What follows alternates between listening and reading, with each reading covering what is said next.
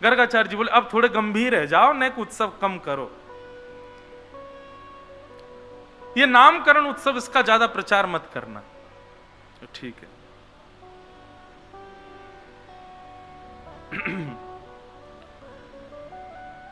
गर्गाचार्य जी महाराज नामकरण करने के लिए पधारे।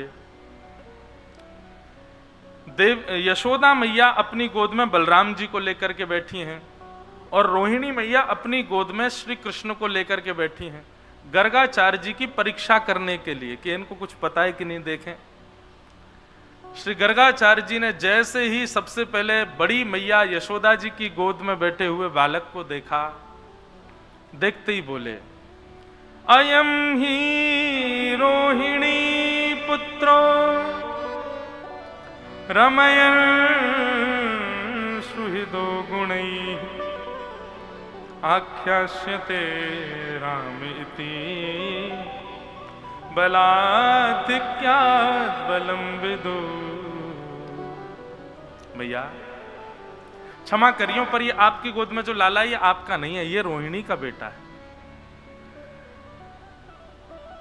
इस बालक का नाम मैं राम रखता हूं, पर क्योंकि ये अपने कुल का संवर्धन करेगा इसलिए लोग इसको राम कहकर के पुकारेंगे, पर बल की अधिकता होने के कारण इसका नाम बलराम होगा। और भी कई नाम संकर्षण आदि, बलभद्र आदि इसके होंगे, पर मूल नाम इनका राम होगा। यशोदा मैया की गोद में बैठे हुए ठाकुर जी को जैसे ही गर्गाचार्य जी ने देखा, वर्णन आता है श्री गर्गाचार्य जी की समाधि लग गई। क्यों?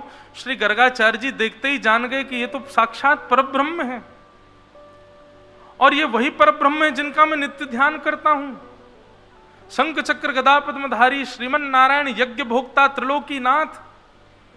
जैसे ये विचार करके गर्गाचार्य जी के नेत्रों में अश्रु आ गए, बस हाथ कंपायमान होने लगे, प्रणाम करना चाहते थे, कहना चाहते थे, मैया तुम्हारी गोद में जो ये बालक है ये कोई बालक नहीं है, ये तो साक्षात परमात्मा है। पर तुरंत ही ठाकुर जी ने अपने दृष्टि से गर्गाचार्य जी को देखा, उनको स्तब्ध कर दिया। थोड़ी देर की उनकी समाधि लगी, मानो ठाकुर जी उनके चित्त में जाकर के गर्गाचार्य जी को समझा रहे हैं, हे गर्गाचार्य जी, मैं प्रेम पावे के काजे या ब्रजमंडल में आया हूं। यशोदा मैया सब गोपी ब्रजवासी ये मुंह से यामारे प्रेम करें क्योंकि ये मुंह को अपनो लाला माने। कहीं इनको मेरी प्रभुता के बारे में पता चल गई कि मैं प्रभु हूं, मैं ईश्वर हूं, तो ये सब सहज प्रेम नहीं करेंगे, मुंह को ईश्वर मानकर के भजनों शुरू कर देंगे। मेरी आपसे प्रार्थना है, मैं इनके प्रेम को लेवे के काजे आया हूं, आप कृपा कर मैया को बताइए मत कि मैं परमात्मा। बंधु, प्रेम में अपने ईश्वरत्व को, अपने प्रभुत्व को छुपाया जाता है। जिस प्रेम में केवल और केवल अपनी योग्यताएं ही प्रकट की जाती हूं, वो प्रेम नहीं हो सकता, वो स्वार्थ है। कोई व्यक्ति अपनी योग्यता इसलिए दिखा रहा है ताकि उसकी योग्यता पर तुम रीझ हो, पर प्रेम में योग्यता और प्रभुता का दर्शन नहीं कराया जाता। प्रेम में तो अपने प्रभुत्व को और ज्यादा छुपाया जाता है। ब्रजवासियों से जो प्रेम है ना ठाकुर जी का, ऐसा प्रेम किसी से नहीं है। क्यों? क्योंकि यहां ठाकुर जी को किसी ने प्रभु माना ही नहीं। आज भी बरसाने चले जाओ, ब्रजवासी तो पूछो ऊपर कौन विराज रही है, बोले हमारी लाडली जू विराज रही है। कोई ये नहीं कहेगा राधा रानी विराज रही है, बाहर के लोग बोलते हैं राधा रानी, और सही पूछो ब्रजवासी राधा रानी बोलते ही नहीं है, ब्रजवासी श्यामाजू बोलेंगे, ब्रजवासी लाडली बोलेंगे। कभी कोई ब्रजवासी बोले कोई नहीं, कोई हम बार कोई पागल सो बोल दे राधा रमन, राधा वल्लभ बिहारी जी, नहीं तो मूल ब्रजवासी तो यही कहेगो अपने लाला को दर्शन करवे जा रहे हैं, अपने लाला की सुध लेवे जा रहे हैं, अपने लालन जी को निहारवे जा रहे हैं। वो कभी उनको प्रभु मानते ही नहीं है। इसीलिए ठाकुर जी को यहां बहुत प्रेम है।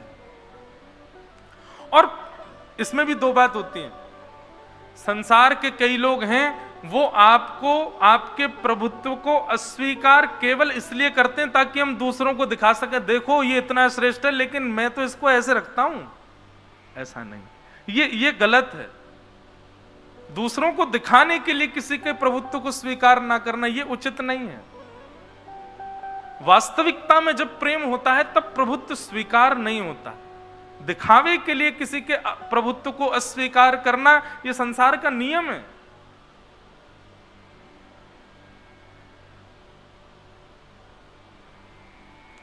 ठाकुर जी अपने प्रभुत्व को स्वीकार नहीं करते ब्रजवासियों के आगे, और गर्गाचार्य जी से मना कर रहे हैं कि आपसे मेरी प्रार्थना है। पर ब्रह्म हाथ जोड़ के कह रहे हैं कि मैया को मत बताइयो मैं लाला हूं, नहीं तो अबे तो मोको माखन खवावे, अपनी गोद में सुलावे, अपने संग में लेके जावे, और या को पतो चल गई मैं भगवान हूं तो मैं पुजारी को दियावेगी गोकुल में, और मां जाके यूं कहेगी भगवान ने भैया जाए मंदिर में रखो, दिन रात या की आरती पूजा करो, सेवा करो। मैं तो प्रेम पावे आया हूं, मैया को मत बताइए। इसलिए श्री गर्गाचार्य जी महाराज समाधिस्थ हो गए, और समाधि जब टूटी तो प्रणाम करते हुए बोले मैया आपकी गोद में जो ये बालक बैठा है ना, ये नारायण समो गुणी है, ये नारायण के समान गुण वाला है। अगर कभी ये कोई ईश्वरत्व कार्य करे तो आप संशय मत करना। बोले या को नाम तो धरो, या को नाम कहा है? गर्गाचार्य जी बोले बहुनि संति नामानि रूपाणी च गुणस्यते। मैया आपके अलाला के बहुत सारे नाम होंगे। यशोदा मैया बोली बाबा तेरे पाम पूजूं, बहुत सारे नाम मत धरे। एक मुंह को कोई नाम बताए थे जाके मैं अपने लालाए बुलाए करूं, या कि बहुत सारे नाम होंगे। गर्गाचार्य जी तो बता रहे इस पे तो इसके नामों की तो सहस्त्रावली होगी मैया, गोपाल सहस्रनाम, विष्णु सहस्रनाम। बोले तेरे पाम पूजू बाबा, मुंह को एक नाम बता, मेरे लाला को कहा नाम। तब गर्गाचार्य जी कहते हैं आसन वर्णास्त्रयो ह्यस्य गुह्यतो नुयुगम तनु शुक्ले रक्तस्तथा पीत इदानीं कृष्णताम गतः। मैया आपका ये लाला पहले भी जन्म ले चुका है, और इसके पूर्व के अवतारों में अलग अलग वर्ण था, कभी श्वेत वर्ण था, कभी रक्त वर्ण था, कभी पीत वर्ण था। इस बार ये कृष्ण वर्ण का है, इसलिए मैं इसका नाम कृष्ण रखता हूं। इदानीम कृष्णताम गतः। मैंने बताया ना कर्षतीति कृष्ण, जो सबका आकर्षण करता हो वो कृष्ण है। कृष्ण शब्द का दूसरा अर्थ होता है काला। काला नहीं, थोड़ा गहरा रंग हो। अच्छा, गहरे रंग की खासियत होती है दूर से देखो तो काला ही दिखेगा, लेकिन समीप जाओ तो जैसे जैसे समीप जाओ, अब गहरा हरा रंग हो दूर से देखो तो काला दिखेगा, गहरा नीला रंग हो दूर से देखो काला दिखेगा। अगर आपको बिहारी जी काले दिख रहे हैं, राधा रमन जी काले दिखते हैं, राधा वल्लभ जी काले दिखते हैं, तो या को मतलब है दृष्टि अभी दूर है, भक्ति में अभी आपके में दूरी है। यही मारे आपको ठाकुर जी काले दिख रहे हैं, वो काले नहीं है। तो बोले उनको वर्ण कौन सा है? बोले कृष्ण वर्ण है। बोले वो कैसो है? बोले वो तो तभी दिखेगा जब दृष्टि कार्य ते नेक और भक्ति बढ़ेगी, तब कार्य ते ठाकुर जी कछु अलग दिखेंगे, तब पता चलेगी वास्तविक रंग कौन सा है इनको।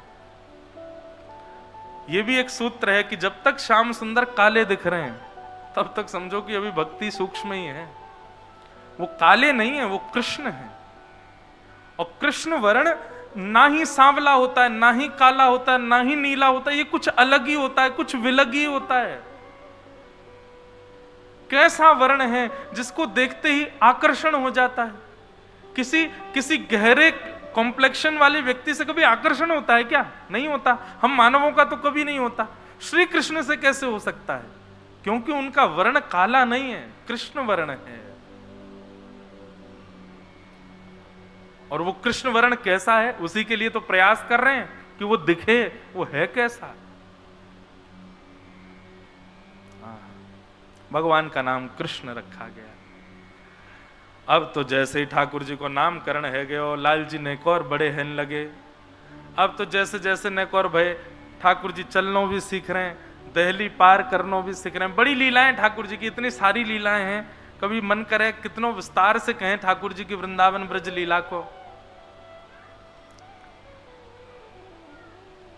लेकिन श्री सुखदेव जी महाराज अब वर्णन करते हैं कि ठाकुर जी 3.5 वर्ष के हो गए और जैसे ही लाल जी 3.5 वर्ष के भय हैं, ठाकुर जी इतनो ऊधम मचा में, इतनो ऊधम मचा में, जाकी कोई सीमा